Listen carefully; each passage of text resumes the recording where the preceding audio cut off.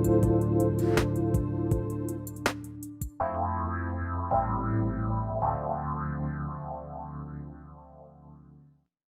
everybody, super welcome. We got two great shows for all of you today. I want to thank everybody for tuning us in and turning us on, all of you over there on Facebook and right here on the network, of course, and our absolutely 16-year loyal listeners from Western Washington, along here with my bud, Benny, and my buds, Benny and Zach, both of you today.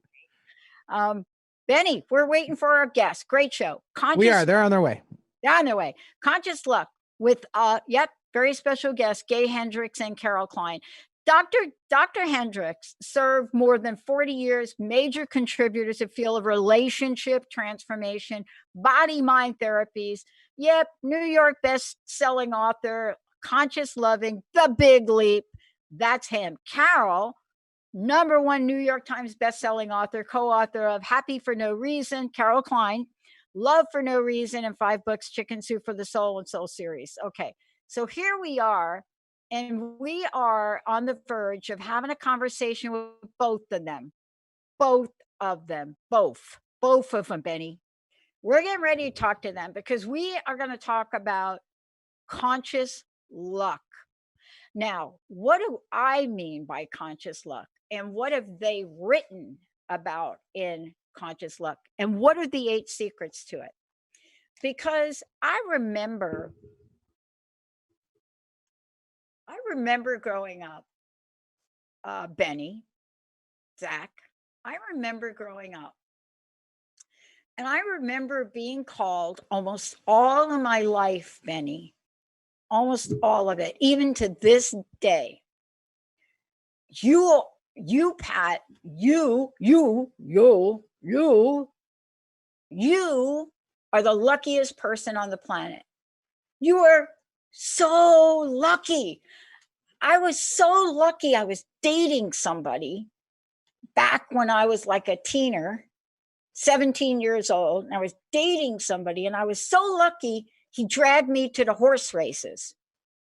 And I would go to the horse races, and here we are. And like everybody be like, you got to pick the horses for us. You got to pick the horses for us. And I got to tell you, I don't know a lot about horse racing at all, but I would pick the horses, right? And this went on for like a year.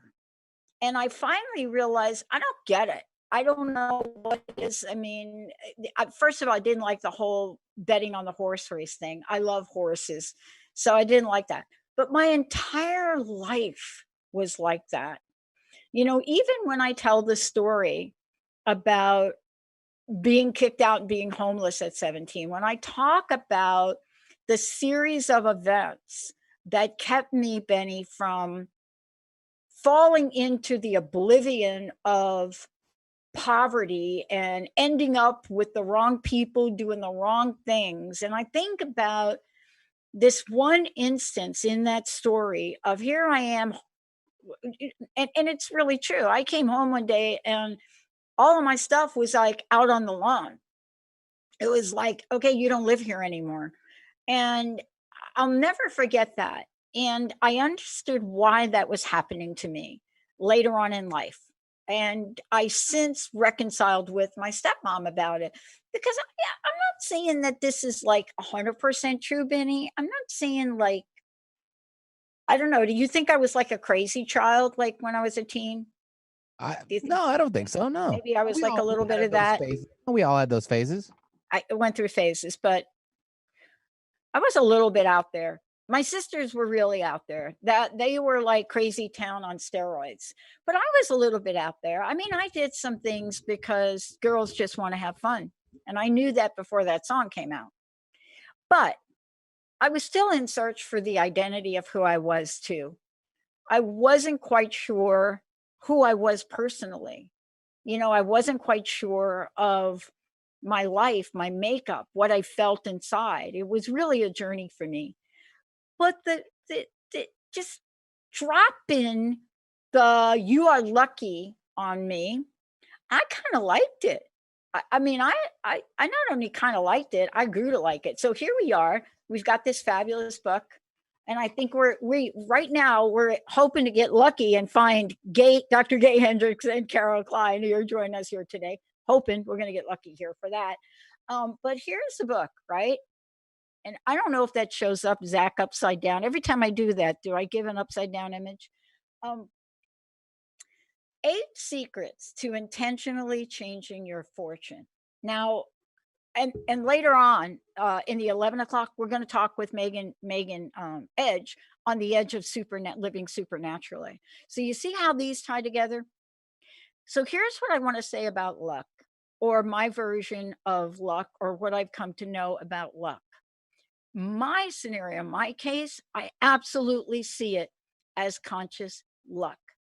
Many of us believe that luck, mysterious force that runs like somehow goes beyond our control, like picking the horses or whatever that was that I was doing. But what if we could make our own luck? So whenever I tell people about my life story, right, and I do a lot of speaking, not so much now, like I'm speaking in place, but we are going to do some online speaking things for everybody. But when I start to tell my story, especially the one, Benny, that you've heard millions of times, well, thing one, I dialed the wrong phone number to get this show. I did. I dialed the wrong phone number. And I dialed in 2003 to an internet station. And this is what Gay Hendricks and Carol Klein are talking about. So I'm the one that dials in to the wrong phone number. But see, what they're saying is, but what if you can make your own luck? What if you can make your luck? What does that look like? Making your own luck. Does it have a pinch of oregano in it and like a couple of onions? Or what does making your own luck look like? Here's what I think. When I think about numerous examples, I'm telling you, I have so many of these in my life. So grateful. I feel so blessed for some of them. Some of them kept me alive. Just saying, kept me alive. Some of them kept me from horrific, almost accidents and losing people I love. But here's the thing. I dialed that wrong phone number, but what did I not do? And this is what I think they're saying. What if you can make your own luck? What if you could do that? Right? So we're going to talk about today. But now, can you guys imagine that here I am depressed. I just finished my graduate program. I am so like bleeping. You got to be kidding me. I go to school for 10 years. I'm studying consequences of broken promises. I'm supposed to be a consultant and I'm depressed and I dial a wrong phone number in 2003. See, I think this is what they're talking about in this book here, right? I'm going to guess. They're joining me here in a minute. But what did I do? So people would say, you're so lucky you dial that wrong phone number. Wow, you're like super lucky, Pat. You dialed that number. But what did I do? I'm from New York. What are the odds that if somebody like me, depressed, dials the wrong phone number, accidentally gets into an internet-only station in 2003, never has heard of internet or internet radio or anything to do with radio or any of that, what are the odds that I don't hang up? What are the odds that for a nanosecond, something says, just talk to these people. Just tell the people that answered the phone, the reception people, that you're looking for a man named Tracy. Just talk to them. Just tell them, somehow you know you got to talk to somebody here. And within 30 seconds, they transfer you to a woman named Tacy. And 10 minutes from there, I have pulled out a credit card. I have charged $10,000 on a credit card in 2003 on an internet-only station when everybody is still using flip phones. Why? I'm not going to answer that, but Carol Klein is here with us today, and I'm hoping we're finding Kate. Carol, it's great to have you on the show. Hi. Hey, how are you? I'm great. I'm listening to you. You're my kind of person. I'm from New York too. But I read your book and I was telling everybody about it, and I've introduced you both already. And one of the things I talked about, and I want to really pick up where this left off, was I said to everybody, I have been called the luckiest person on the planet almost all of my life, and I have had a rough life. So I'm not sure how they put those two things together. Because I'll tell you, this is Go ahead. such an interesting thing. Well, I'll tell you what I think, and then I'd Yeah. love to hear your feedback on it. You know, when I was growing up, I had good things happen to me and bad things happen to me. And some really bad things happen that everyone would agree, bad. But lucky people bounce back. They, in positive psychology, the people who are unlucky take defeat and fall and don't get back up. So, I mean, it's the whole thing about lucky breaks turning into lucky streaks. You can have a lucky break, but look how different actresses handled their break into stardom. We've got our, what's her name? I'm thinking of a good one. Well, we've got our Lindsay Lohans and we've got everybody else, right? So there's a way that you handle life. And part of luck is there's a small random component. And that thing you were just talking about, what are the odds? You call somebody that would turn into this. I guarantee you that your luck is the combined result mostly of your attitudes, your actions, and your associations. Yes, you're going to get a lucky break here and there, but lucky breaks do not guarantee a lucky life. It's what you do with it. So that's why people call you lucky, because you take what happens to you and you turn it into luck.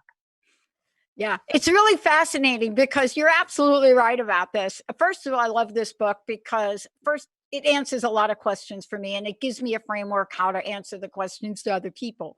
So when I share my story or talk about it or I'm interviewed, and people always ask me the question, look, were you born with like a silver spoon? What are some of the challenges you have? And anytime I'm answered that question, I immediately take about 16 seconds and I say the following. I say, well, I was born in this world to a mom who was an addict and alcoholic. She killed herself when I was 6 and I was in a Catholic boarding school. At 17, my stepmom threw me out, came home one day and stuff was on the lawn. And at 19, I was accused of doing something I didn't do and almost ended up in jail for the rest of my life. Yikes. Now, that's one, that's one version. Oh, so interesting. Why didn't but you answered the question about why with that story am I not dead by now, right? Or really, and part of this is what you're bringing to the light for people. So luck sounds like this thing, Carol, where I have no control over it, but I'm not going to do it today because I really want to talk about the book. But Benny has heard me talk about how 17 years old, and believe me, beg for money at the Port Authority, learned so much about begging for money. I learned that you must wear different baseball caps for different fans of baseball. So you can't like have a Yankees hat on because people see your Yankees hat, right? So I learned some things about sitting at the Port Authority and doing this. And I learned some things about myself. But the thing that literally got me off the street wasn't selling hot dogs from a hot dog cart. It was I was at my bitter end and I was across the street in Greenbrook, New Jersey, across from Route 22. And like a scene from Psycho, the hotel across the street, lights were flashing. And I somehow knew to get over there. And I walked in and I said to the guy, you got to give me a room.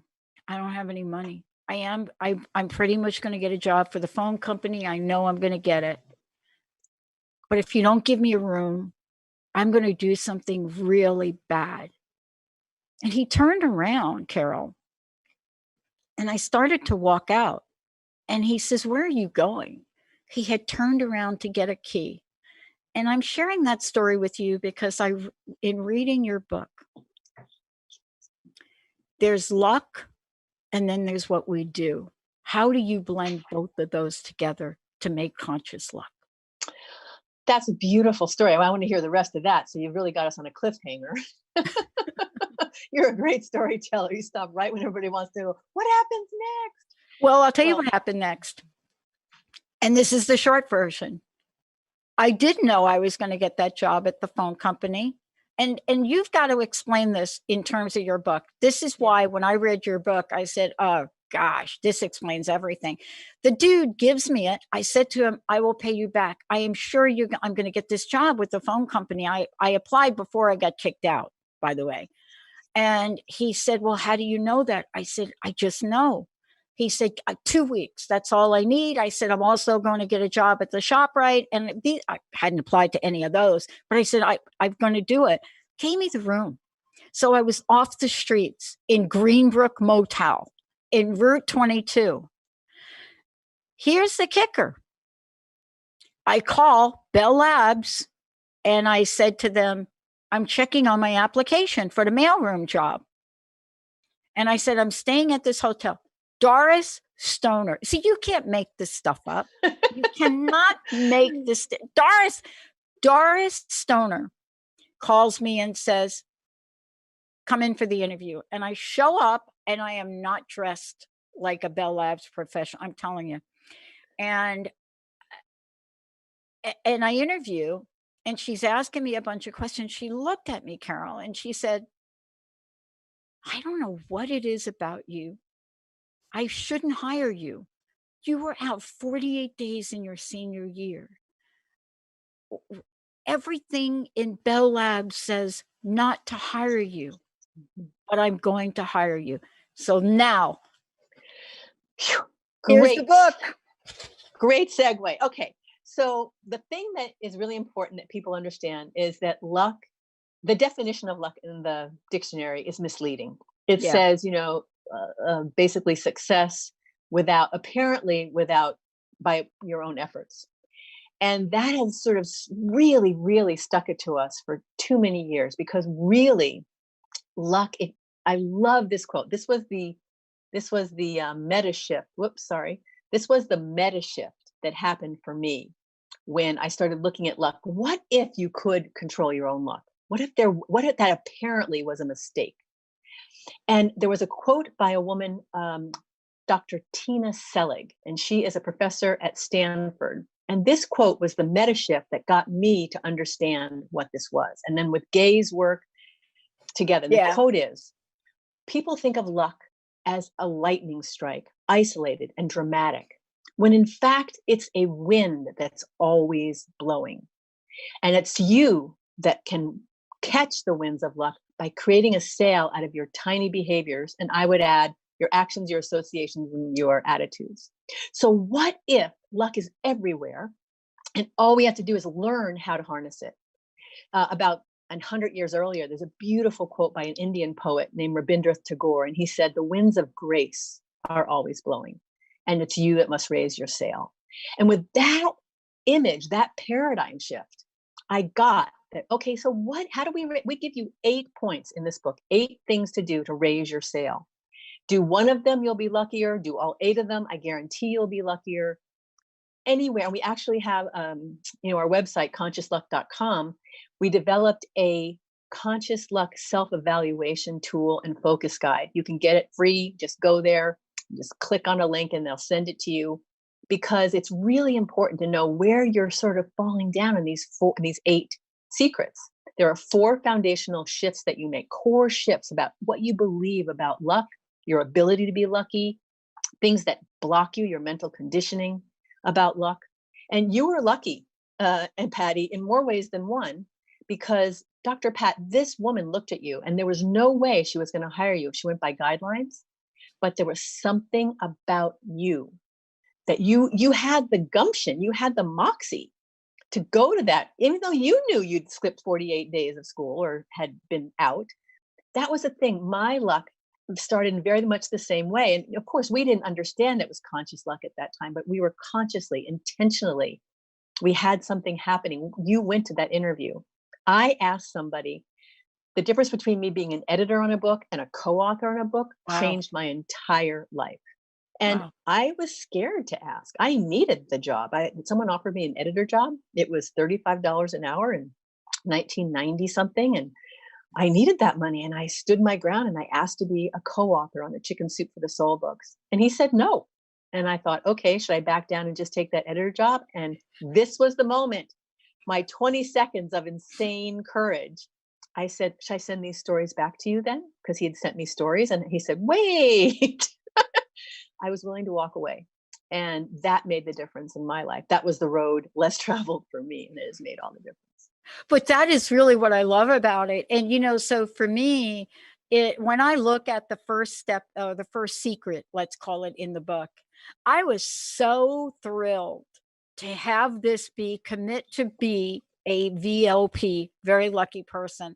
And the reason I love that is because there are times in my life, and the flip side of what I just shared and what you just shared as well, where there is a moment.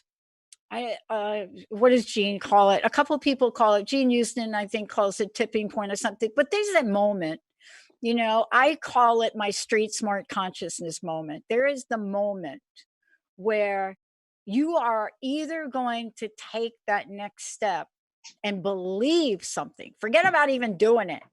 I'm not even talking about like doing it, but you're going to believe you can, even if it's for a nanosecond, and off you go.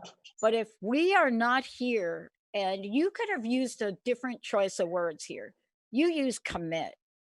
Yep. And I want to talk to you about that, because this is really the game changer between I think I'm lucky, I think I'm lucky. It's like, I think I can, you know, what can you actually do? You come up against something and you have to recommit right in that moment.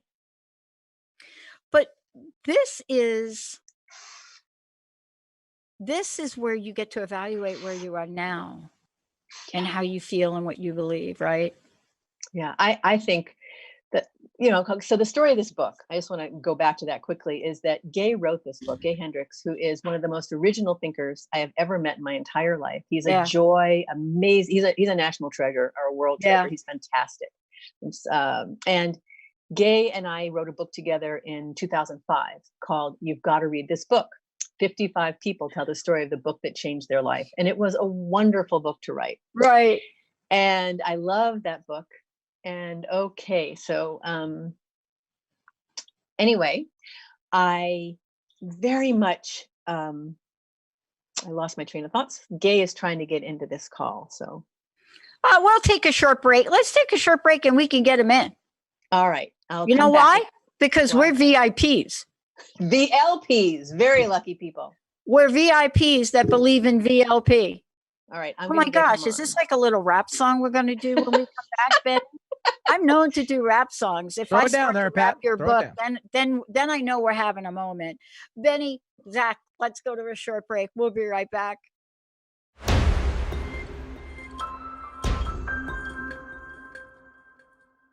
You could tell I've been doing this show 16 years when, you know, you're not worried about what your listeners think. And you're like, oh, like, are we really live now? Yeah, we have the best listeners on the planet. I'm telling you, I love all of our listeners. They are incredible. I already got an email on the story I told about luck. I already got a message on that. Gay Hendricks joining us here today. Gay, look, it's so great to have you here. I love this book, and I was telling Carol why. Here's why for me, and then Carol, I want you to hit it up with Gay. I read this book, and I understood the mechanics of why I've been called the luckiest person and the luckiest and unluckiest person. They call me both. So the story I shared with Carol about being born into the world, an addict, commit suicide at 6 years old. She's gone. 17, I'm homeless. And 19, I'm almost arrested for the rest of my life. That's one version of the story. But that's not the happy ending. So, Carol, you were telling a story about writing the book with Gay. So let's talk about that. Because I think there's a little VLP in here. So this book has a very happy backstory. very lucky backstory. Gay and I wrote a book in 2005 together with Jack Canfield. We really enjoyed each other. We live in the same small town in Southern California. And in 2011 or 12, Gay and I had, we see each other throughout the years, and he sends me a manuscript called Conscious Luck. And it's in a very different form than what you are holding in your hands, Dr. Pat. Yeah. And it is got some cool stuff in it, and it needs work. So I said to him, yeah, this is great, but it needs some work. And Gay at that time had just started working on writing detective fiction, mystery fiction. And he was really excited about it. He said, you know what? I'm just going to put Conscious Luck on the back burner. I am really having a great time writing this book. So he did. And I tell you, that book, that Conscious Luck, haunted me. I would think about it and go, gosh, I want to know more about it. And I think the world should know about this. So about 5 years later, we met in the grocery store. And every time I'd see him, I'd say, what are you going to do with Conscious Luck? And he'd say, nothing. I think he was really getting tired of me asking. And in 2017, we ran into the grocery store and I asked my inevitable question, Gay, what are you going to do with Conscious Luck? And he said, Carol, nothing. And I went home and I was chopping vegetables. I remember this. And I thought, I should call him. I should just tell him I'll help him finish it. And so I did. I sent him an email. I was too chicken. I sent him an email and I said, Gay, how would you feel about us doing this book together? And he said, that's terrific. And then I had to do it. But what can I ask you, Carol? Yeah. And I'd love to hear both of you talk about this. What was it about what you read that got you fired up? Because we're fired up about this book, right? And Gay is like another day in the life of Dr. Gay Hendricks, right? Exactly. For those of us who do not inhabit Gay's world, which is the keen edge between, how do you say it, Gay? Absolute marvelousness and total brilliance. He's an amazing person.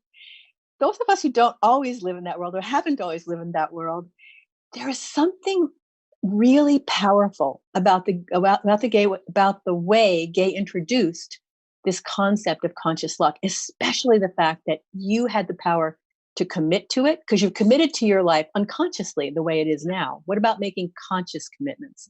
What about being conscious about the mental conditioning that's running you right now and choose consciously? I think Gay's brand is conscious, and there's a reason for that.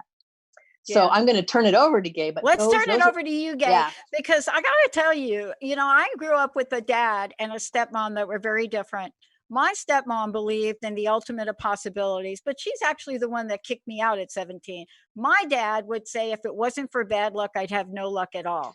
So I'm a little bit, not so much my dad and a whole lot of my mom. But for you, I'm curious about what was it from Carol's perspective that got you fired up to finish the book? Well, first of all, from working with Carol 10 years ago on this other book with Jack Canfield, I had found out a lot about her, and I had just come to think of her as a freelance angel who moved around in the world doing good things. I didn't know that she's also the pushiest angel on earth because she kept just coming at me with this thing. And but I'm really glad. I need those kind of people around me. Otherwise, I would exist in my own little bliss bubble here. My wife is exactly like Carol too, by the way. So I even married one of those pushy angels. And so Carol and I both agreed on one big thing, which is that underneath all the stories that human beings tell themselves about whether they're lucky or not, there is this vast ocean of pure consciousness that doesn't have any programming on it. And if we can make our homes there, we can reinvent ourselves all the time to fit wherever we want to go in life. And so actually, the first idea of conscious luck came into my 14-year-old brain when I was in the 9th grade and went to the movies with this kid, Danny, and there was 250 people. They put our names in a goldfish bowl, our tickets, and they were going to have a drawing. And Danny leaned over to me and says, "Watch this, I'm going to win." And they were giving 3 prizes, and he ended up winning the first prize, which was a wristwatch, which was pretty cool in 1959. And so, that was the latest technology in 1959. No kidding. Right. Yeah. So I asked him afterwards, how did you do that? He came back with his little wristwatch and he said he had just made up his mind one day. He had seen that some people in his family thought of themselves as lucky and some didn't. And he decided he was going to take after the lucky ones. And so I thought, wow, could it be that easy? And so I just tried it on. Okay, I'm going to think of myself from here on out as a very lucky person and a VLP. And suddenly good things started to happen to me, so much that it was really unbelievable. Just I refer people to the book because it's kind of a long story, but I had a lucky event happen right after that, and it made kind of a true believer out of me. You know, that's the key that I want to talk to you both about is there are situations that happen in life, right? And I was telling Carol that I have been called both the luckiest person in the world and the unluckiest person, not by my own definition. I personally believe that I am a luck magnet. I really believe that my life and the way I look back at it and I look at the series of events, I mean, even my acceptance into a master's program at Columbia and then a doctorate, I am the least likely person on paper to ever get accepted into either one of those schools. But I never thought about that. And it took me to lose my job to get into the Columbia thing. And it took, in order for me to get into Claremont, it took the fact that the dean retired and a woman took his place for 1 year who was like us, working people, right? Worked our way up. She was a single mom. And for 1 year in the history of Claremont, she hired 6 of us that weren't fresh out of undergraduate programs. The only time in the history of Claremont. And when I think about stories like that, and by the way, I had to wait on a waiting list. I wonder how we can talk to the people today so that, as you say in the book, Carol and Gay, as you say in the book, we can change our luck stories. See, I think that right there, that's the luck game changer when we can truly understand that. And let's talk about how we do that. Have you both had to change your luck stories? Well, yeah, for sure. A lot of people don't know this now, but 50 years ago, I had grown up with a real childhood obesity problem. Something was wrong with my thyroid and pituitary and all that. And I never really got it fully handled until I ended up at age 24 having a kind of an enlightenment experience and deciding to take it on for myself. Since medicine had never been able to heal it, I was going to do it myself. And so I made a shift inside me. And it's that shift I was kind of mentioning a little while ago, where I discovered that I had this whole aspect of me that I'd never even tuned in before. This, what I came to call pure consciousness, which is the ground of everything. And once you're centered in there, you can reinvent things. And so it's the same creative stuff that runs the rest of the universe. And so I happened to discover this by accident when I was 24, but I used it. And within the next year, I'd lost more than 100 pounds to where I am. I'm 180 pounds. I'm a 6-footer now. So I look more like a athlete than like a pear, which I did when I was 24.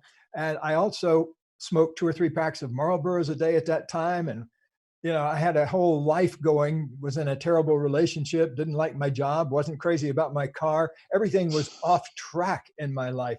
And so that one moment got me on the right. And I've kind of followed that ever since then. And it really, it locked in this idea that the luck, like we say in the book, is like a wind. You need to kind of get your sails open to it and learn how to read the currents. You know, one of the things that I am struck by is, and can I ask you both this question? Somebody asks me, or people ask me from time to time, they ask me the question, how did you learn it? That thing. Like, okay, so now I'm like, read this book. That's gonna be Exactly. that's good, because I never give people an answer that's good enough for them.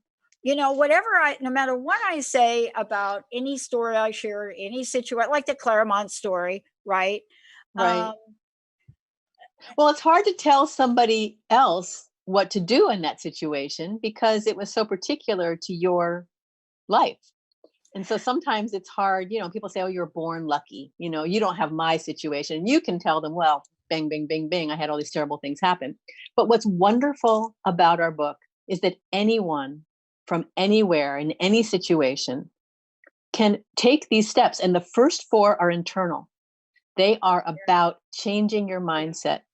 And then the last 4 are daily practices that create neural pathways, you know, things that change and that actually have ripples out into the conscious and out into the, you know, the relative world that we live in. And what for me, I'm a very sort of have my feet in both worlds. I'm very into spirituality and I'm also very practical. So I love that we've created a book that covers this conscious change, because Gay has a beautiful quote that I often quote. He says, all conscious change begins with willingness. And so isn't that beautiful? Yeah. In the book, what I read was, I can't remember exactly where, but there's a subchapter that says say yes, right? Yes. It's right in the book. It's like my favorite word, say yes. Yeah. Yeah. And it's really, really easy. That's what we want to get to start, because wherever you're listening to this or watching this now, just kind of try it on as an experiment, just like you'd try on a new blouse or a shirt at the store. Just try on, I'm willing to be luckier every day of my life than I was the day before. Something simple like that. Just kind of bring that down into your body and try it on. I have an observation. I'd like you both to comment on this. So, had you had written this book any other time other than when you decided to together, like Gay, like if you'd have said, I'm going to write it, like, I don't know, 10 years ago, but it's written and it's published today. Yes. In the middle of a global crisis. Yeah, that's to me destiny occurring right around us, because it's just think of it as a graduation gift. Right now, there's a whole generation that's coming out and they're not going to have a chance to stand there in their caps and gowns. Well, a lot of people are giving conscious luck as the perfect graduation gift for a very uncertain time. Yeah, I think I talked to educators. One sec, I'm sorry, but the educators I've talked to have said, you know, the big thing in education now is moving the locus of control from external to internal. In a global pandemic with, you know, uncertain job market, homeschooled children, you couldn't get more uncertain, and you couldn't have if you let the locus of control, which means sort of the ability to act and make decisions, come from outside of you, you're going to be lost.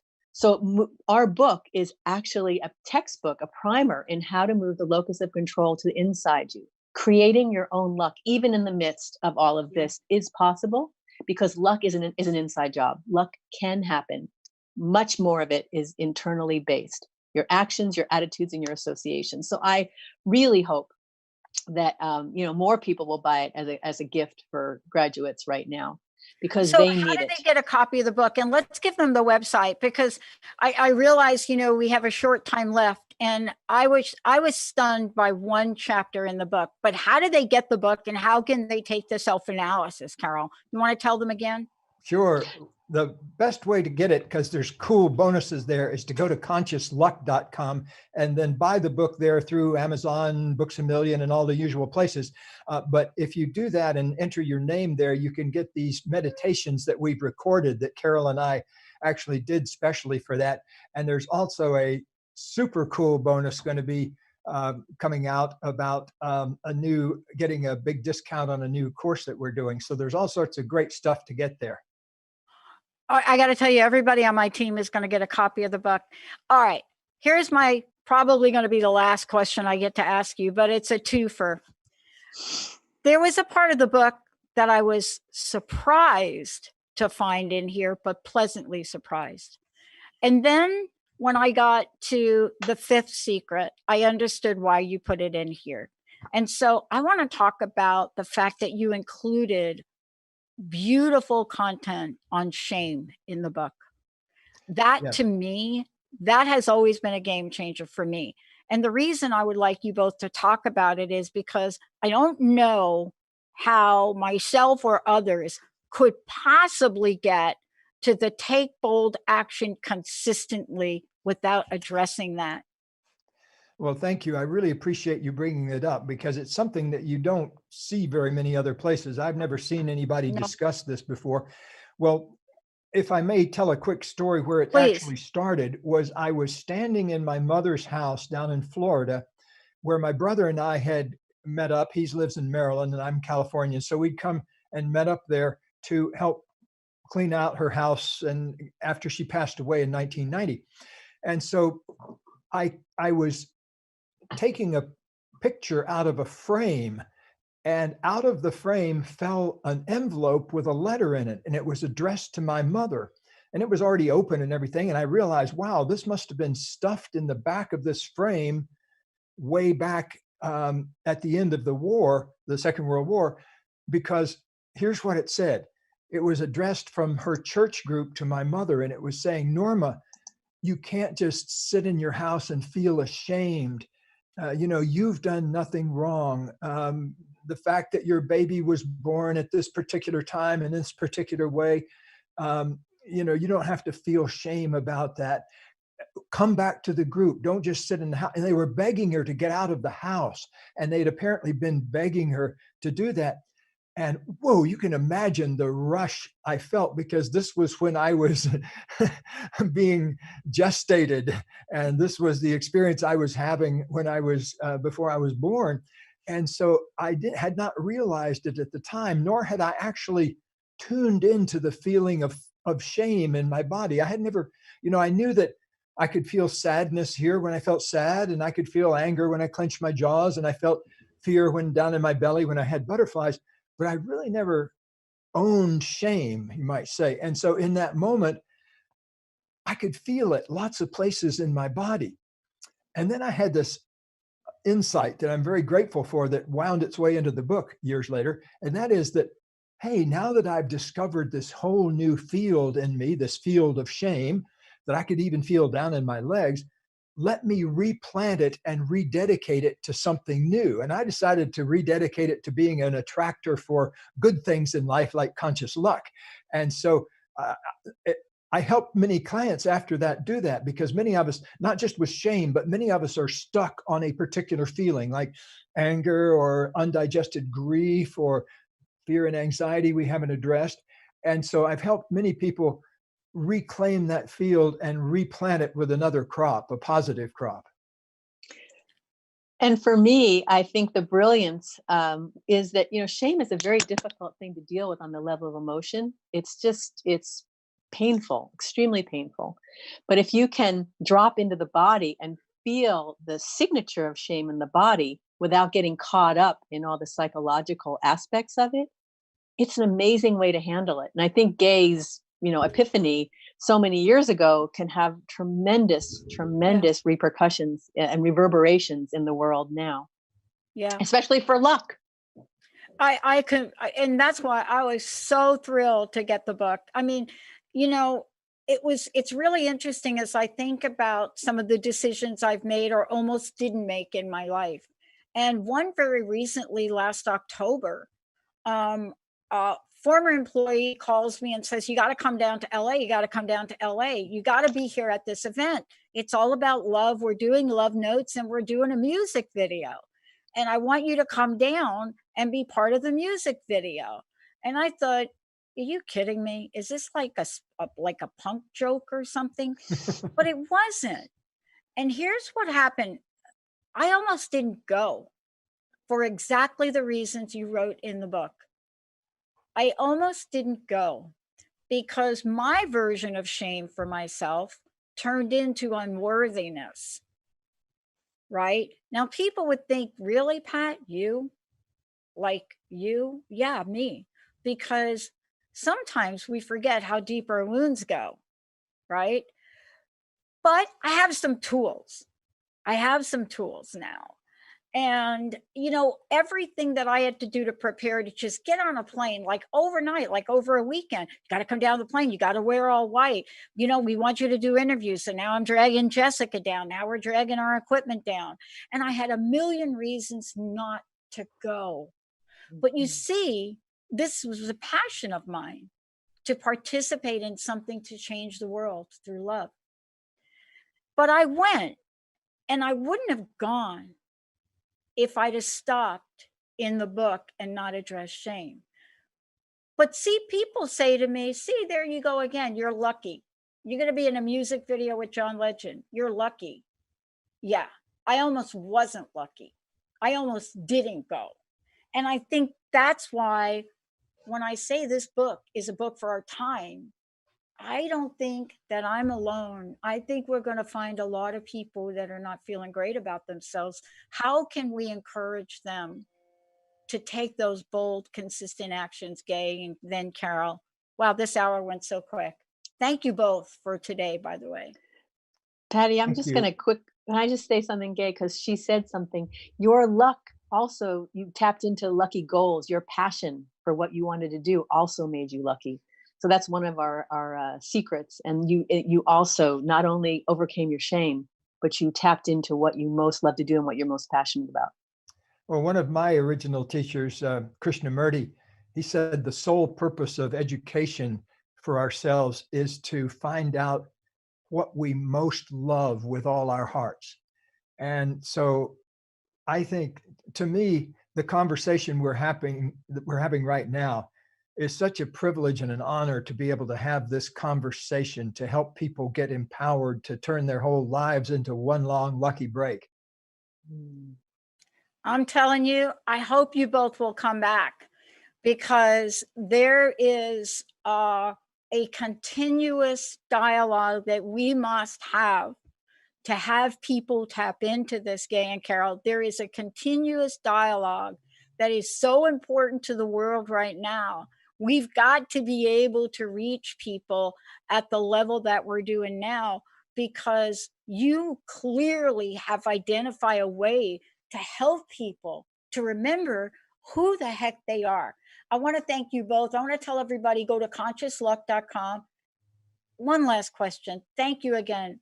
What are your personal messages? What do each of you want to leave us with today? And thank you so much for all that you're doing. What do you want to leave us with? Well, we have a little wristband that we give out to people who take our seminars. And on the wristband, it says, breathe, move, love. So wherever you are, take a breath, move your body a little bit, and love as much as you can from wherever you are. And mine is to culture the wealth you can take with you.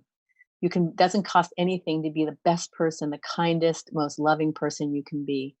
So cultivate the wealth you take with you. Wow. And what should people do if they sign up on your website? Will you notify them of the upcoming course that you're developing? Yes. Okay. I can't thank you enough. Thank you both for being who you are, and thank you for doing what you do. Thank you for writing a book that explains a lot and helps people create the most incredible lives. Thank you both. Patty, it was a joy meeting you. I want to talk to you again. I hope you both will come back. And Gay, thank you for keep doing what you're doing. And thank you for, what do you say in the book?